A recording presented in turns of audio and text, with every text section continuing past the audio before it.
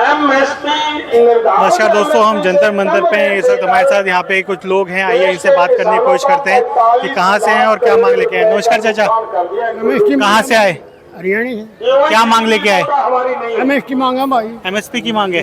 नमस्कार सर, कहाँ से आए सर? मैं पंजाब से आया। कहाँ से? पंजाब से। पंजाब में कहाँ से? बठिंडा जिला में। क्या मांग है आपकी? एमएसपी की मांग है। एमएसपी की मांग है। उसके अलावा भी और कुछ है? हाँ जी। एमएसपी तो गेहूं पे चावल पे मिल ही रहा है। हाँ जी, गेहूं से चावल पे। तो अभी मिल नहीं रहा क्या? नहीं, अभी नहीं मिल रहा।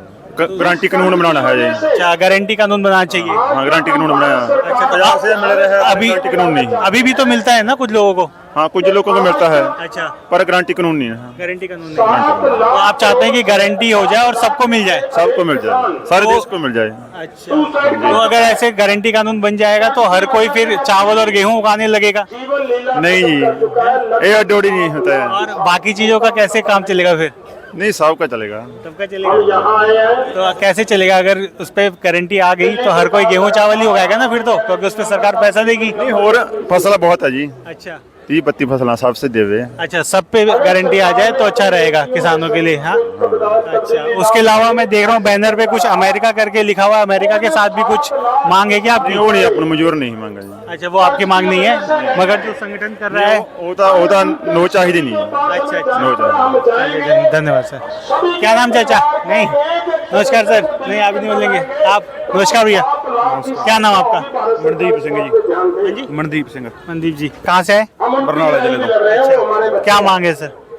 ਮੰਗ ਤਾਂ ਜੀ ਐਮਐਸਪੀ ਦੀ ਮੰਗ ਹੈ। ਅੱਛਾ। ਕਿਸਾਨਾਂ ਦਾ ਜਿਹੜਾ ਕਰਜ਼ਾ ਮੁਕਤੀ ਹੈ ਅੱਛਾ। ਉਹਦੀ ਮੰਗ ਹੈ। ਹਾਂ। ਕੁਝ ਜਿਹੜਾ ਆਪਣਾ 2020 ਚ ਆਪਣਾ ਮੋਰਚਾ ਲੱਗਿਆ ਸੀ, ਉਹਦੀਆਂ ਜਿਹੜਾ ਲਾਗੂ ਕਰੀਆਂ ਸੀ ਮੰਗਾਂ ਉਹ ਲਾਗੂ ਕਰਵਾਉਣ ਲਈ ਦੁਬਾਰੇ ਫੇਰ ਸੰਭੂ ਖਨੌਰੀ ਤੇ ਲੱਗਿਆ ਸੀ ਮੋਰਚਾ।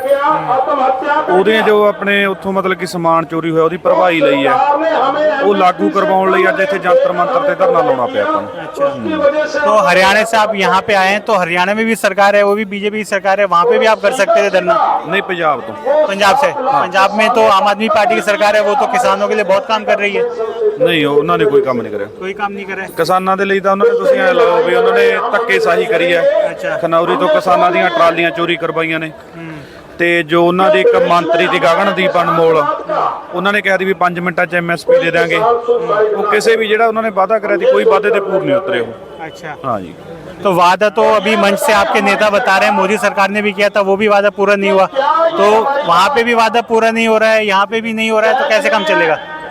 ਕਿਉਂਕਿ ਆਉਣ ਵਾਲੇ ਸਮੇਂ 'ਚ ਹੁਣ ਸਰਦਾਰ ਜਗਜੀਤ ਸਿੰਘ ਡੱਲੇਵਾਲ ਨੇ ਜੋ ਇਹ ਬਾਹਰਲੀਆਂ ਸਟੇਟਾਂ ਦੇ ਵਿੱਚ ਵੀ ਜਾ ਰਹੇ ਨੇ, ਆਉਣ ਵਾਲੇ ਸਮੇਂ ਦੇ ਵਿੱਚ ਕੋਈ ਵੱਡਾ ਐਲਾਨ ਕਰ ਸਕਦੇ ਨੇ ਇਹ ਕੋਈ ਮੋਰਚਿਆਂ ਨੂੰ ਲੈ ਕੇ। धन्यवाद। नमस्कार सर, क्या नाम है आपका? कहाँ से आए हैं? मैं लीलाधर सिंह राजपूत, क्रांतिकारी किसान मजदूर संगठन का राष्ट्रीय अध्यक्ष हूँ। कहाँ से? मध्य प्रदेश से आया हूँ। मध्य प्रदेश से आए हैं। जी जी जी। तो मध्य प्रदेश से दिल्ली इतनी दूर आना पड़ा आपको, क्या कारण था? दिल्ली इसलिए आना पड़ा क्योंकि लंबे समय से देश का किसान एमएसपी गारंटी का कानून बनाने की बात सरकार से कर रहा है।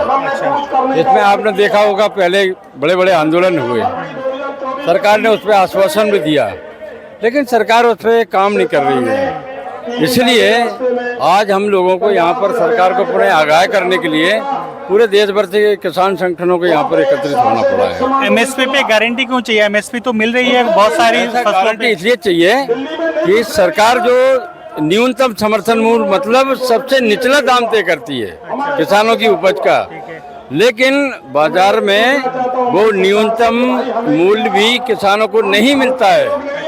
इसीलिए उसकी गारंटी होना चाहिए भाई। न्यूनतम एक तरफ आप औद्योगिक क्षेत्र में अधिकतम खुदरा मूल्य की गारंटी देते हैं कि नहीं देते हैं? दवाइयाँ हों या चाहे कृषि क्षेत्र में आने वाले आदान हो, कृषि लागत में जो लगने वाली हो, तो उसमें आप अधिकतम खुदरा मूल्य देते हैं, किसान को न्यूनतम देते हैं। तो फिर वो न्यूनतम पे बेच के भी उससे भी नीचे स्तर पे बिकता है, एमएसपी पे भी नहीं बिकता है जो सरकार खुद तय करती है। तो इसलिए हमारी ये मांग है कि जब सारी चीज़ों के दाम बढ़ रहे हैं तो हमें न्यूनतम कब तक दोगे आप? भाई हमें देश के साथ चलना है कि नहीं चलना है? हमारे भी बाल बच्चे हैं, हमारे बूढ़े माँ बाप हैं, हमारे बच्चों को शिक्षा देना, बूढ़े माँ बापों का स्वास्थ्य का ध्यान रखना है। कृषि क्षेत्र में लागत लगाना है, तो हम कैसे इस देश के साथ चलेंगे? तो अगर फसल पे भी अधिकतम खुदरा मूल्य जैसी कुछ व्यवस्था कर दी तो फिर आप लोग कहेंगे कि आपने लिमिट तय कर दी। नहीं, हम न्यूनतम समर्थन मूल्य को अधिकतम खुदरा मूल्य की बात नहीं कर रहे। हम ये भी नहीं चाह रहे कि हमारे कृषि उपज के दाम आप अधिकतम कर दो। हम ये चाहते हैं कि हमें सस्ता खरीद के सस्ता बेच के महंगा ना खरीदना पड़े। हम चाहते हैं कि हमारी कृषि के जो दाम सरकार तय करती है, औद्योगिक उत्पादनों के दाम भी उसी अनुपात में तय करें। अर्थात हमारा ये कहना है कि आप ऐसा दाम तय कीजिए कि मुनाफा फिक्स कर दीजिए कि कोई भी किसान हो, चाहे व्यापारी हो, चाहे उद्योगपति हो, एक निश्चित प्रतिशत में ये उसको आमदनी मिलेगी, इससे ज़्यादा नहीं कर सकता वो। तो अगर ये तय कर दिया तो इसका क्या ऐसा नहीं होगा कि सारे किसान फिर उसी की खेती करने लगेंगे? क्यों करने लगेंगे? सारी उपजों के दाम होना चाहिए ना वो तो। अच्छा, आप कह रहे हैं कि सारी उपज का एक दाम होना चाहिए। सारे उपज यानी हमारा कुल मिला के उद्देश्य आप समझें, हम कम कीमत में बेचकर औद्योगिक उत्पादन को अधिक दाम हम खरीदेंगे। उनका कोई रेट फिक्स नहीं है, हमारा न्यूनतम सरकार तय करती है, उनको खुद का दाम तय करने की आज़ादी सरकार देती है। तो हम ये चाहते हैं कि सस्ता बेच के हम महंगा क्यों खरीदें? तो इसी चीज के लिए जो 3 कानून आए थे 2019-20 में जिसका विरोध हुआ, तो यही बात तो वो भी कर रहे थे, लेकिन तब आप लोगों ने विरोध किया। उसमें कहीं ऐसी कोई बात नहीं थी। अच्छा, उसमें ये कहीं बात नहीं थी। ये जो किसानों को गुमराह करने के लिए वो कानून बनाए गए थे। सरकार तो कह रही थी कि अब किसान को अपनी फसल का मोल खुद तय कर सकता है। किसान कैसे ऐसे कर सकता है? सरकार कह रही, कैसे तय कर सकता है किसान, बताइए? बाजार का एक सिद्धांत होता है, बाजार में जिस वस्तु का अभाव होता है, कम होता है, उसका दाम तय बढ़ता है। या तो देश में 80% लोग खेती कर रहे हैं, वहाँ कभी कमी होनी नहीं है अनाज के उत्पादन की, तो फिर उसका दाम कैसे बढ़ेगा? आपने सरकार ने तय किया है ना, तो वो लाभकारी दाम क्यों नहीं तय करती है? तो 80% लोग खेती कर रहे हैं जो आपने बताया। वैसे सरकारी आंकड़ा 60 से 65% का रहता है। देखिए, सरकारी आंकड़ा कुछ भी हो, लेकिन 80% आबादी आज भी प्रत्यक्ष या अप्रत्यक्ष रूप से खेती पर निर्भर है और उससे जुड़ी हुई है, इसलिए उसको नकारा नहीं जा सकता है। तो खेती में जब 80% लोग कर रहे हैं, इतना कंपटीशन है और उसके वजह से आपको सही दाम नहीं मिल पा रहा है, तो ऐसा नहीं हो सकता कि आप लोग उसी प्रोडक्ट को खुद ही प्रोसेस करें, खुद ही आगे बढ़ें, अपनी फैक्ट्री लगाएं इस तरह से? आपका बात सही है। हमने कई बार मांग की है कि ये छोटी छोटी यूनिट है, आप बड़े बड़े कारखानों में रामदेव बाबा और पता नहीं अडानी अंबानी जो भी जिनके यहाँ प्रोसेस हो रहा है, वो छोटी छोटी लघु उद्योग खुलवाए ना गाँव गाँव, और वो उनसे आप करें तो उसको बेरोजगारी भी दूर होगी उससे। जो किसान आज खेती नहीं करना चाहते, जो बच्चे उनके वो उसमें लग जाएंगे। अगर गाँव में सुविधा दे दी जाए, खेती को लाभकारी बना दिया जाए, तो ये शहरों में ये कचरे के ढेर पहाड़ खड़े हैं ना, ये इसमें तो कमी आएगी ना। ये जहाँ तहाँ ये झुग्गी झोंपड़ियाँ बनी हैं, ये कौन की बनी है? ये सब गाँव के लोग आके यहाँ बस रहे हैं, क्योंकि कोई खेती करना नहीं चाहता, घाटे का काम कोई नहीं करना चाहता। तो हमारा ये उद्देश्य है भारत सरकार से कि इसको गंभीरता से ले। अरे हमारे देश की 140 करोड़ आबादी है, इसको आप लगा दो काम में। आपने कोरोना के टाइम में देखा, सारे क्षेत्र कारखाने बंद हो गए, रेल बंद हो गई, खेल बंद हो गए, सारा सिस्टम बंद हो गया, खेती बंद नहीं हुई। और उसने दिखाया कि इतनी बड़ी महामारी के समय में खेती ने आपकी जीडीपी में ग्रोथ करके दिखाया। तो ऐसे इतने बृहद बड़े क्षेत्र को जिसमें बड़ी आबादी टिकी है, उसका आप कैसी उपेक्षा कर सकते हैं? कैसे उपेक्षा करते हैं? वो गांव के लोग आपको कहाँ छेड़ रहे हैं? तो अगर सरकार जिला स्तर पे या राज्य में कुछ छोटी छोटी यूनिट बना दे प्रोसेस करने की, तो उससे किसानों को बहुत सहायता मिलेगी। हमारा ये उद्देश्य है कि इससे क्या होगा, हमारे ग्रामीण अर्थव्यवस्था मजबूत होगी, बेरोजगारी की समस्या कम होगी, सरकार पे बोझ कम होगा, बेरोजगारी का दबाव कम होगा। दूसरी बात यह है कि अगर इतनी बड़ी आबादी को हम उपेक्षित नहीं कर सकते, उसको इस सिस्टम से दूर नहीं रख सकते, क्योंकि उसी बड़ी आबादी का सरकारों को चुनने में बड़ा योगदान है। आप समझते हैं ना, जब जनसंख्या उसकी बहुमत में है तो उसके सरकार बनाने में भी बहुमत का हिस्सेदारी है, फिर उसको आप कैसे उपेक्षा कर सकते हैं उसकी? अभी मंच से जो मैं सुन रहा हूँ, इसमें अमेरिका का नाम बार बार लिया जा रहा है, उसकी क्या? नहीं, अमेरिका क्या चाहता है? देखिए, हमारी सरकारें अमेरिका के दबाव में ही काम कर रही हैं। जो विश्व व्यापार संगठन जो है ना, अब ऐसा क्या है इस देश के अंदर कि अपनी खुद के द्वारा चुनी हुई सरकार है और हमसे विमुख हो जा रही हैं। उसका कारण ये अंतर्राष्ट्रीय दबाव है, क्योंकि हमारे देश की सरकारों ने WTO की सदस्यता ली है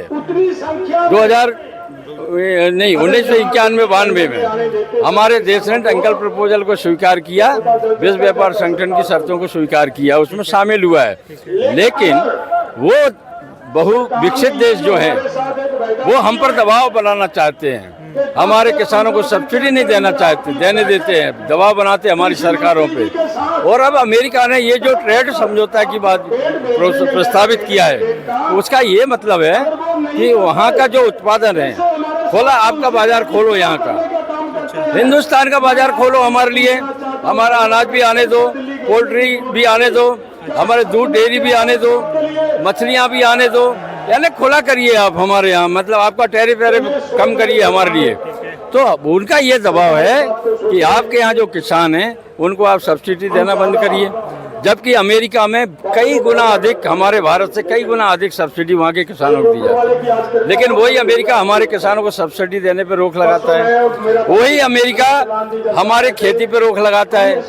हमें MSP के दाम गारंटी देने में भी जो बात आ रही है वो अमेरिका के प्रभाव में ही आ रही है, हमारी सरकार उसके दबाव में काम कर रही है। लेकिन अच्छा रुख है, अभी हम उसका स्वागत करते हैं हमारी सरकार का कि ये ट्रेड समझौता को अभी सरकार ने स्वीकार नहीं किया है। लेकिन स्वीकार किसी भी कीमत में उसको नहीं होना चाहिए, नहीं तो हमारे किसान मारे चले जाएंगे। जब मानिए हमारे यहाँ आज उत्पादन कृषि क्षेत्र में मान लीजिए 20 कुंटल प्रति एकड़ होता है, वहाँ 40 कुंटल प्रति एकड़ होता है। हमारे यहाँ बहुसंख्यक 80% आबादी खेती पर निर्भर है, अमेरिका में मात्र 1-1.5 और बल्कि 2% से अधिक आबादी खेती पर नहीं है। तो वहाँ पूरा खेती जो है औद्योगिक क्षेत्र है। हमारे यहाँ जीवन शैली है, कृषि हमारे यहाँ जो है जीवन जीने की पद्धति है, इसलिए उसको उसकी उपेक्षा नहीं होना चाहिए और हमारे देश की रीढ़ है। आप बताइए, अगर किसानों को आपने सही सहूलियत नहीं दी तो वो किसान क्या करेंगे? आत्महत्या करते हैं। हमने आप हत्या का रिकॉर्ड इस देश में देखा आपने, अन्नदाताओं का। आप अन्नदाता कहते एक तरफ, दूसरी तरफ वो जहर खा के फांसी का फंदा लगा के झूल रहे। तो ये किसान प्रधान देश है, कृषि प्रधान देश है, और यहाँ पर किसानों की ये दुर्गति होगी तो इससे बड़ा अन्याय कोई दूसरा नहीं है। ये जो धरना आप लोग कर रहे हैं, इतनी बड़ी संख्या में लोग आए हुए हैं, अक्सर सरकार का पक्ष ये कहता है कि ये विरोधी दल द्वारा उकसाए हुए लोग हैं। मैं बता रहे हैं, हम मन वचन और कर्म, ये तीनों से गैर राजनीतिक हैं। ये जो जितने लोग आए हैं ये किसी राजनीतिक दल के सपोर्टर नहीं है। हम न किसी से दोस्ती रखते हैं न किसी से दुश्मनी रखते हैं। जो हमारा संविधान हमको इजाजत देता है, हमारे मौलिक अधिकारों का हमारे को अधिकार देता है, हम उसकी बात करते हैं। हमें विरोध करना पड़े तो सामने कितनी बड़ी ताकत क्यों ना हो, हम विरोध करेंगे, लेकिन हम अनावश्यक विरोध नहीं करेंगे, विरोध के लिए विरोध नहीं करेंगे।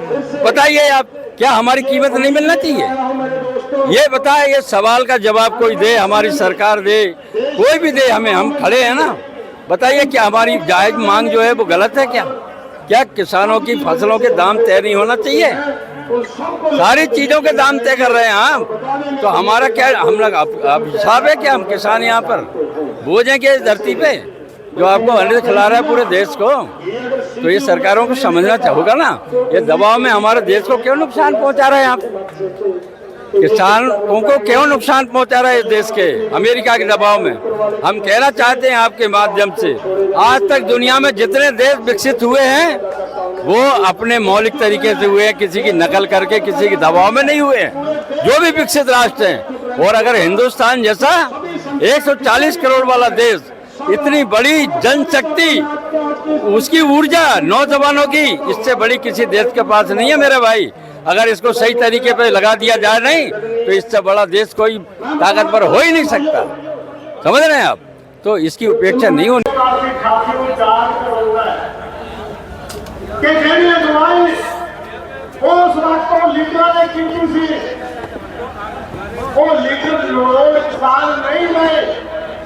पर आज तुझे ऐने कांटने बावजूद, ऐने खाई बनने के बावजूद, जरे आके नरोज मोर का भी दिमाग में देख लिया, ਤੇ ਅੱਜ ਪੂਰੇ ਸਟੇਟਾਂ ਦੇ ਜਿਹੜੇ ਕਿਸਾਨ ਨੌਜਵਾਨ ਸਾਹਿਬ ਦੀ ਅਗਵਾਈ ਦੇ ਵਿੱਚ ਸੰਯੁਕਤ ਕਿਸਾਨ ਮੋਰਚਾ ਰਾਜਨੀਤਿਕ ਪੂਰੇ ਭਾਰਤ ਨੂੰ ਜਿਹੜਾ ਜੁੜ ਰਿਹਾ ਪਰ ਉਹ ਆਉਣ ਵਾਲੇ ਸਮੇਂ ਦੇ ਵਿੱਚ ਇਹ ਇੱਕ ਰਾਜਕ ਲੈ ਕੇ ਆਊਗਾ ਕਿ ਕਿਸਾਨਾਂ ਦੀਆਂ ਜ਼ਮੀਨਾਂ ਵੀ ਨਿਕਲਣਗੀਆਂ ਐਮਐਸਪੀ ਦਾ ਰੂਲ ਵੀ ਬਣੂਗਾ भारतीय किसान यूनियन आजाद